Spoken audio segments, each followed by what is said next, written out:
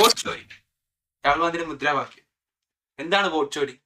രാഹുൽ ഗാന്ധി പറയുന്നത് 1,00,000-ൽ കൂടുതൽ വോട്ട് കള്ള വോട്ടാണ് ചെയ്തിരിക്കുന്നത്. ലക്ഷക്കണക്കിന് കള്ള വോട്ടുകളും ഡ്യൂപ്ലിക്കേറ്റ് എൻട്രീസും ഫേക്ക് അഡ്രസ്സുമാണ് രാഹുൽ ഗാന്ധി പറയുന്നത്.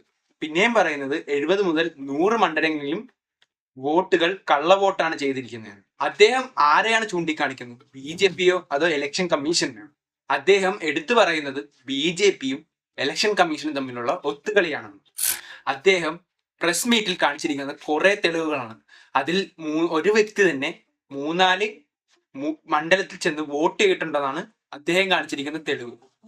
ഇതിന് ഇലക്ഷൻ കമ്മീഷൻ മറുപടി പറഞ്ഞത് സോളിഡ് ആയിട്ടുള്ള ഒരു പ്രൂഫ് കൊണ്ടുവരാനാണ്. അത് എന്തുകൊണ്ടാണ് പ്രൂഫ് അല്ലാത്തത്? അത് ഇലക്ഷൻ കമ്മീഷന് ഇതിനേക്കാളും കൂടുതൽ പ്രൂഫ് വേണം. അവര് പറയുന്നത് സോളിഡ് ആയിട്ട് പ്രൂഫ് കൊണ്ടുപോകാം. അപ്പൊ ഇത് കാണിച്ചിരിക്കുന്നത് പ്രൂഫ് അല്ലേ? അഥവാ ഈ രാഹുൽ ഗാന്ധി പറഞ്ഞത് കറക്റ്റ് ആണെങ്കിൽ ആദ്യം ഇലക്ഷൻ കമ്മീഷനിലെ എല്ലാവരെയും ചോദ്യം ചെയ്യണം. ഇതോടെ ഇന്ത്യ ബ്ലോക്ക് മൊത്തം പ്രൊട്ടസ്റ്റിലോട്ട് ഇറങ്ങി. പാർലമെന്റ് മുതൽ ഇലക്ഷൻ കമ്മീഷൻ ഓഫീസ് വരെയാണ് അവര് ഈ സമരം തുടർന്നത്. MP-മാർ നയിച്ച ഈ സമരം പോലീസിന്റെ പ്രൊട്ടക്ഷനോടെയാണ് നടന്നിരിക്കുന്നത്.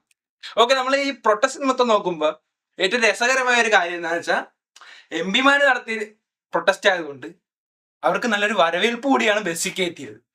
ഇതിനു മുമ്പേ LCCയുടെ പ്രൊട്ടസ്റ്റ് നിങ്ങൾ ശ്രദ്ധിച്ചായിരുന്നു. അവിടെ കുട്ടികളെ തല്ലിയാണ് അവർ ബസ്സിൽ കയറ്റിയത്.